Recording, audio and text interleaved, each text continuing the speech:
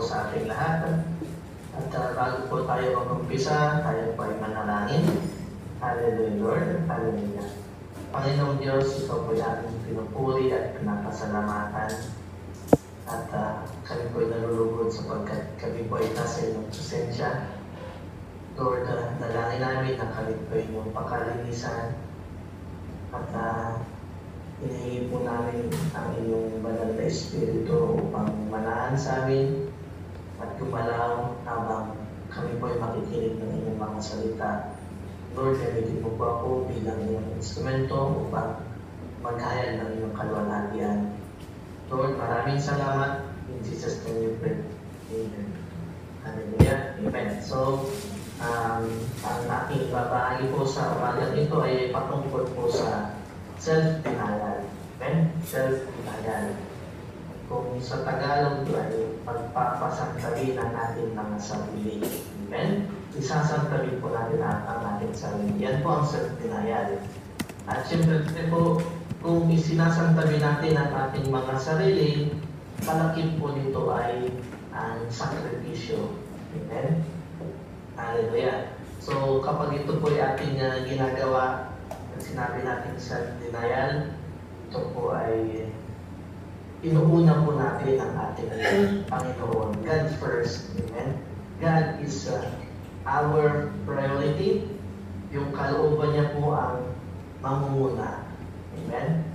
Hallelujah. So, natural po sa isang tao na unahin ang kanyang mga pangangailangan, unahin ang kanyang kagustuhan, unahin ang kanyang sarili. Ngunit ang taong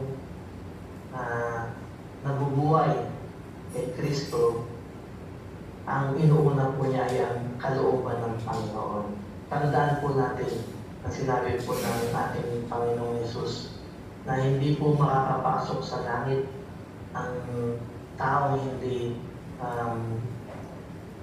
hindi gumawa ng kalooban ng Panginoon. Diba? Sabi, parati po natin nababanggit sa ating church na ang Matthew 7:21 na not everyone who says to me, Lord, Lord, will enter the kingdom of heaven.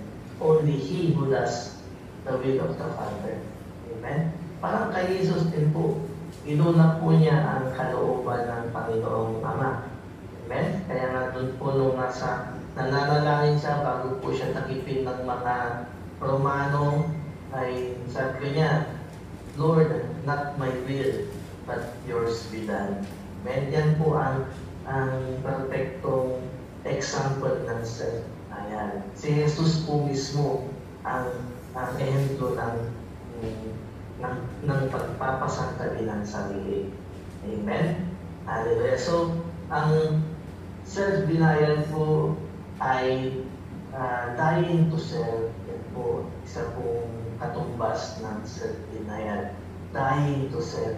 Amen? At si Jesus nga po ang standard ng self-denial. Okay? Buksan po natin ang ating Biblia sa Galatians chapter 2. Okay? Verse 20. Ito po yung ating main verse. Okay? Sabi po dito, I have been crucified with Christ. I no longer live, but Christ lives in me. The life I live now in the body, I live by faith in the Son of God, who loved me and gave Himself for me. Amen. Sabi po ni Apostle Paul, si Paul po ang nagsumulat nito. No? Sabi po niya, I have been crucified with Christ. Okay? So, ang self-denial, sa una po, ito po yun.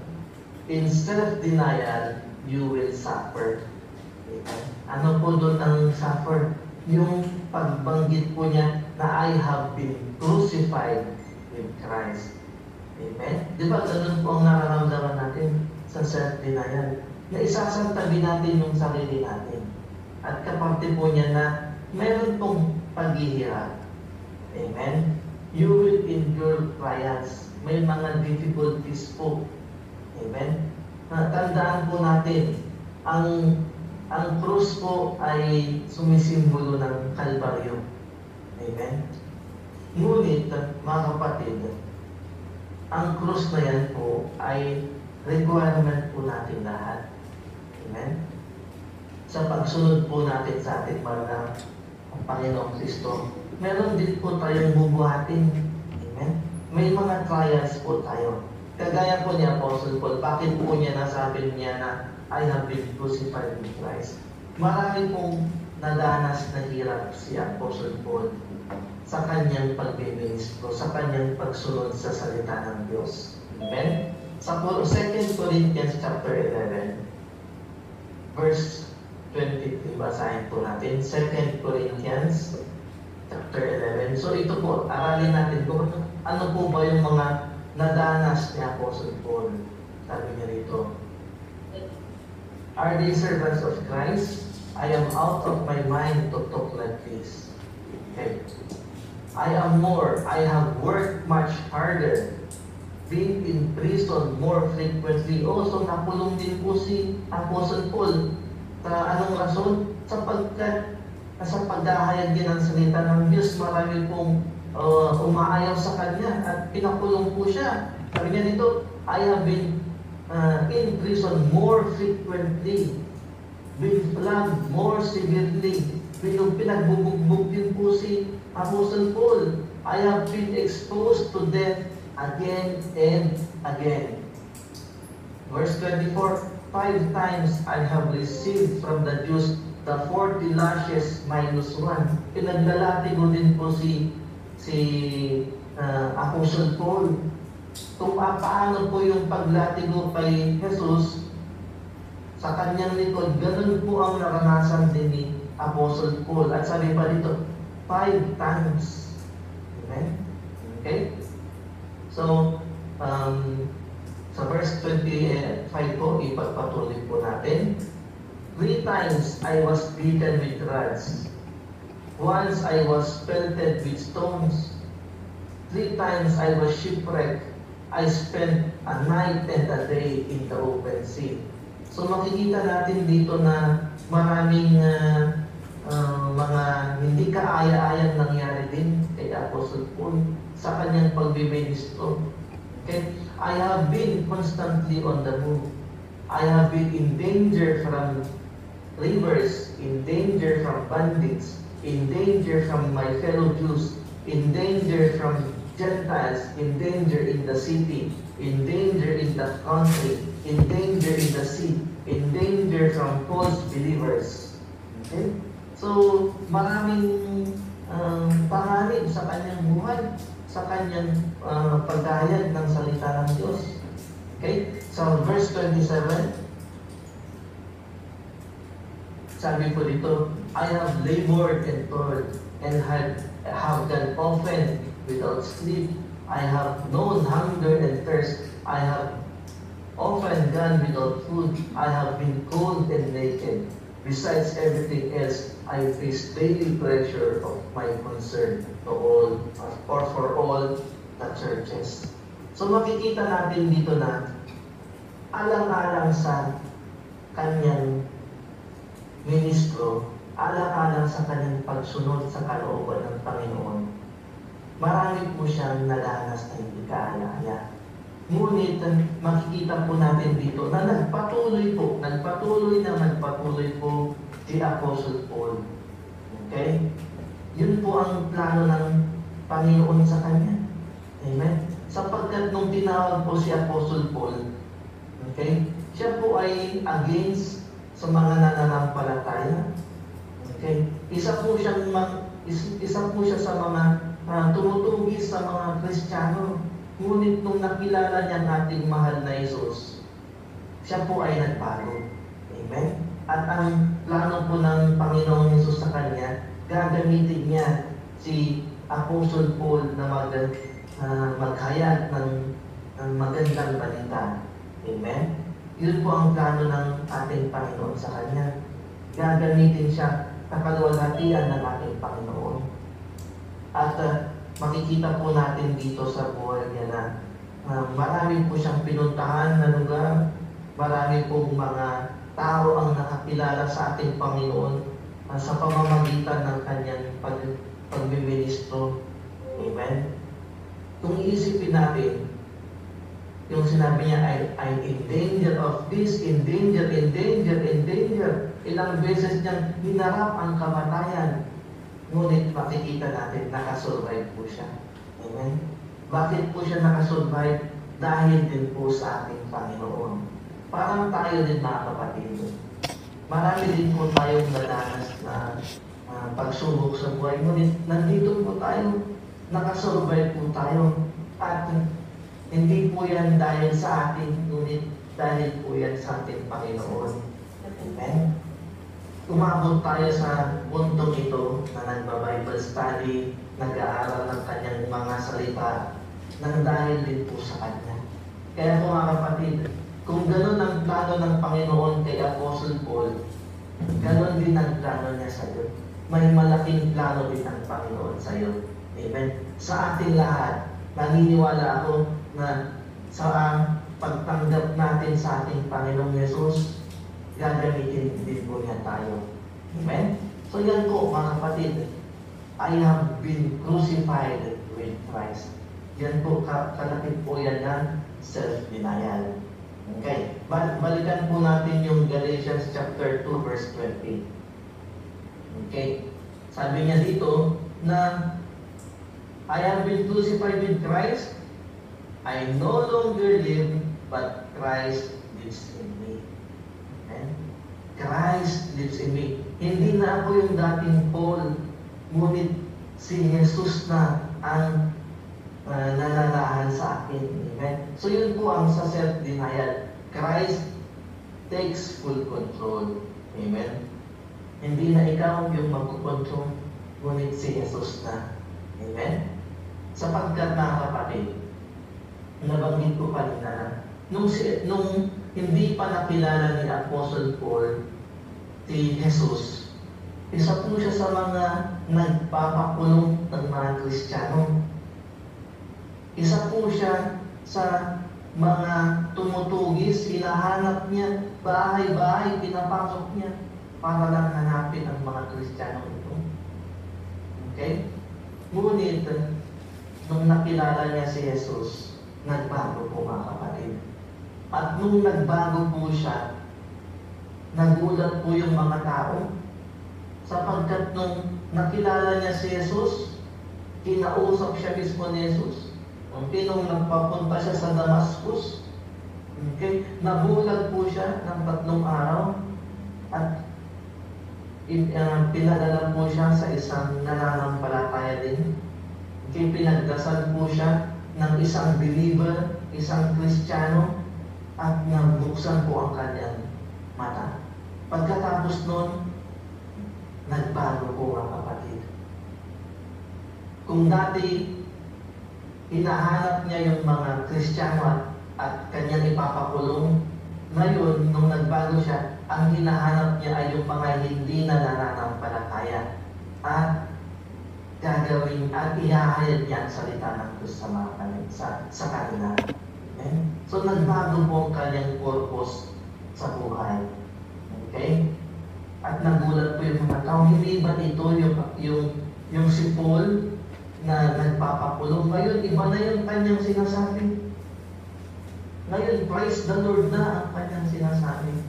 So, ganyan din po sana tayo mga kapatid, na tayo po ibabago. Okay? Paano po tayo mababago? When Christ lives in us.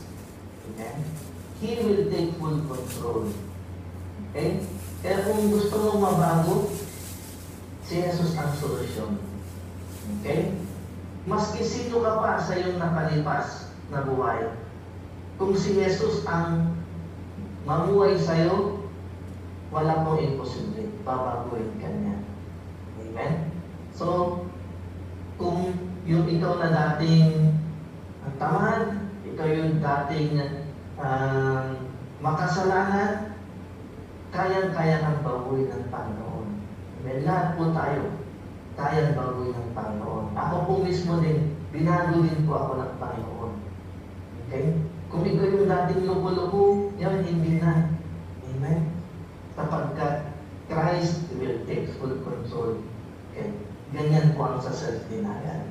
You will suffer. Jesus will take full control. Okay?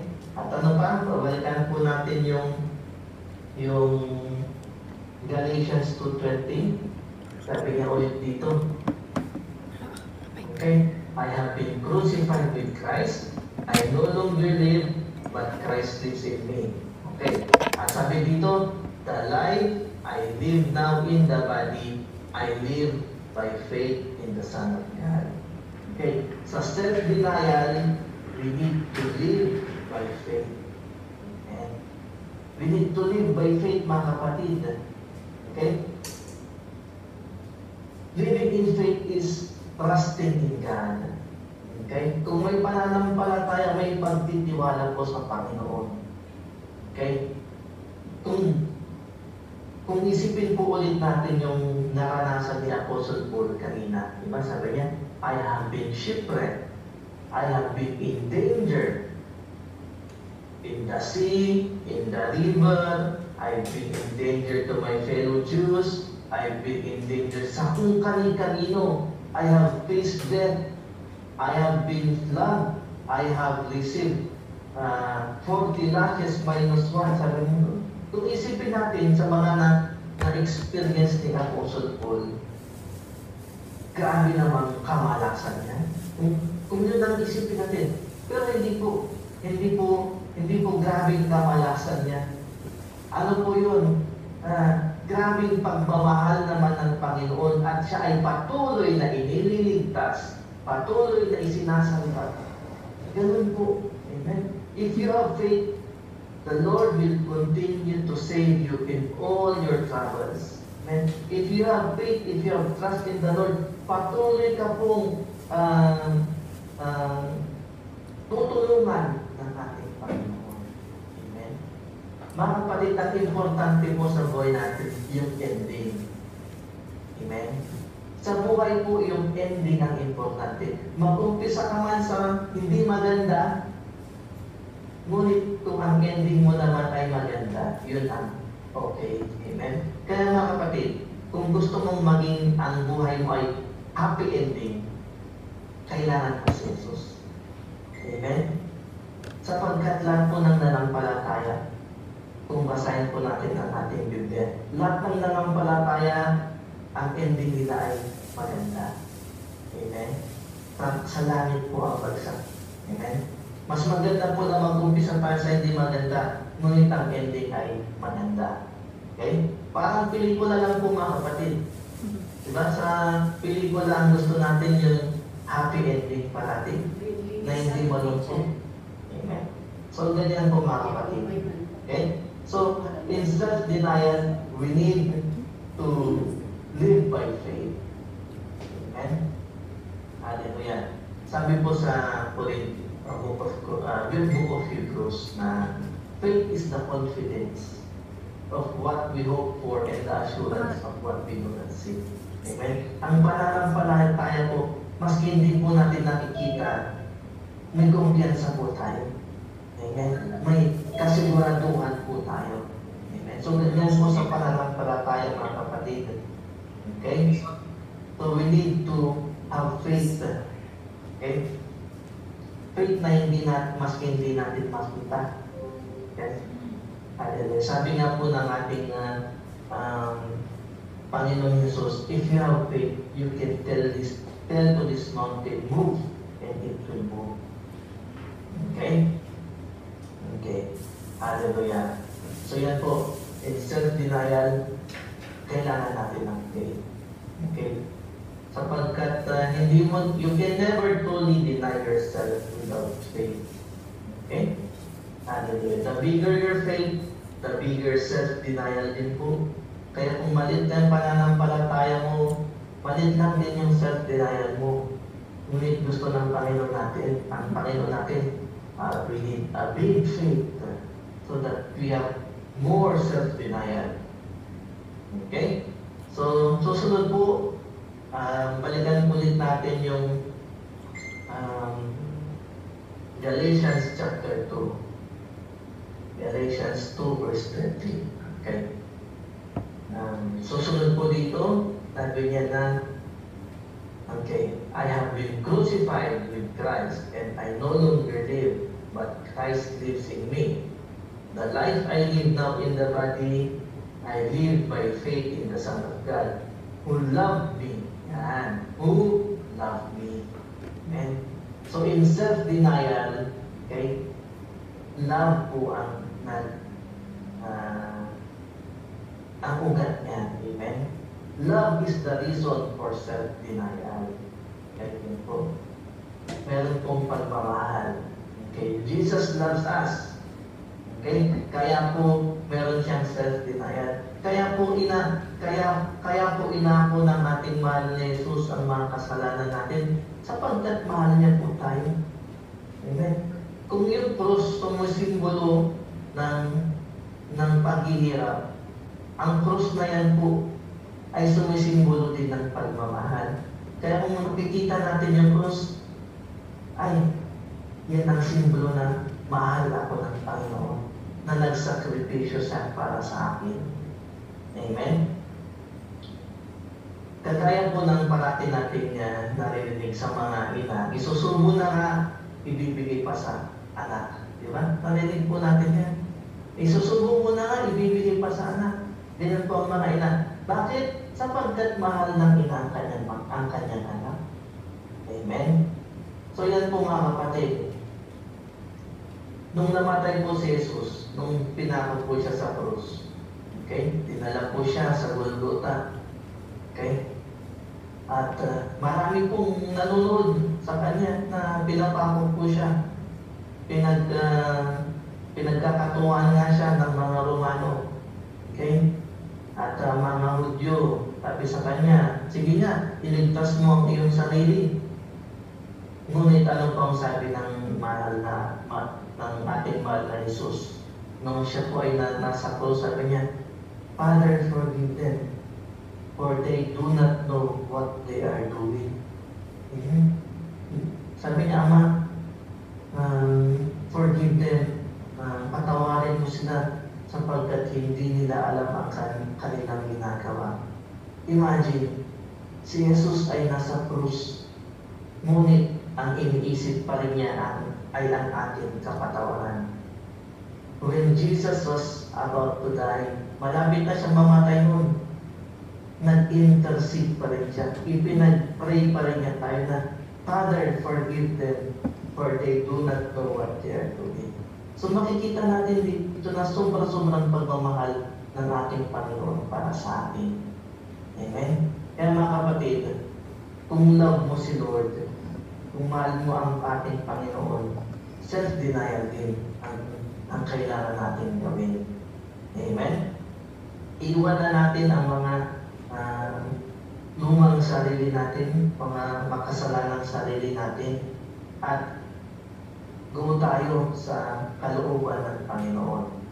Amen? His plans and purposes, yun dapat ang gawin natin. Amen? Yung plano ng Panginoon, yung kalooban niya, sapagkat mas malapit po ang plano ng Panginoon sa iyo. Amen? Kung may plano ka, may plano din si Lord. Amen? At siguradong mas mabuti yung plano ni Lord, sapagkat sabi niya, for my thoughts and ways are higher than your ways. Amen? Hallelujah. Paano po ang self-denial? Sabi po sa 1 John 3:16, no? Na paano ang magmahal? This is how we love, to lay down ourselves for our brothers and sisters. Okay? So, ganun din. Ganun ang ginawa ni Jesus. He laid down His life for us. Ganun din po ang gawin natin. We lay down our lives for our brothers and sisters. Okay? At sa panghuli po, balikan po natin sa Galatians 2 verse 20 ulit. Balikan po ulit natin yun. Sabi dito, I have been crucified with Christ. I no longer live, but Christ lives in me. The life I live now in the body, I live by faith in the Son of God, who loved me and gave Himself for me. Okay? So sa self-denial, may giving. Kaya sabi doon, He gave His life for me. Sa self-denial, may giving. Okay? Yan po ang patunay. Okay? So ano po ang hinihingi ng ating Panginoon sa atin? God is asking our time. Okay? Unang-unang oras. Okay? Bigyan po natin ng oras ang Panginoon. Kaya tayo po ay pinagpala ng Panginoon sapagkat ito po may oras po tayo na mag-aaral ng kanyang mga salita. Amen. At hindi po nagtatapos dyan, mga kapatid. Ibigay po natin ang oras natin sa Panginoon sa pagbabasa ng ating Biblia. Ibigay po natin ang oras natin sa Panginoon sa pagdarasal. Okay? Ano pa? Sa paghayag ng kanyang mga salita. Amen. Sa mga kapatid, kung yung katabi mo ngayon, hindi niya naintindihan yung sharing, ulitin mo, walang problema kung naintindihan mo. Okay? Give your time for the Lord. Okay? Hallelujah. Ano pa ang kailangan? Ano pa ang hinihingi ng ating Panginoon? Ang buhay po natin mismo. Okay? Ibigay po natin, isuko po natin ang buhay natin sa Panginoon. Okay? Let us submit to the Lord. Okay? Sapagkat wala pong nasasayang sa Panginoon. Lahat po ng binibigay natin sa Panginoon, hindi po ito sayang. Bagkus ito po ay naililista sa langit. Amen? At kung ano po ang ginawa natin dito, habang tayo po ay nabubuhay, yan din po ang makikita natin na babasahin po sa aklat ng buhay.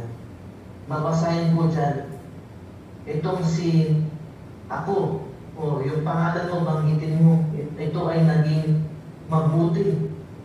Nag-umpisa man siya sa hindi kaaya-aya, hindi maganda, ngunit tinanggap niya si Jesus at ang ending ay mabuti. Amen? So, ganyan po mga kapatid. Amen?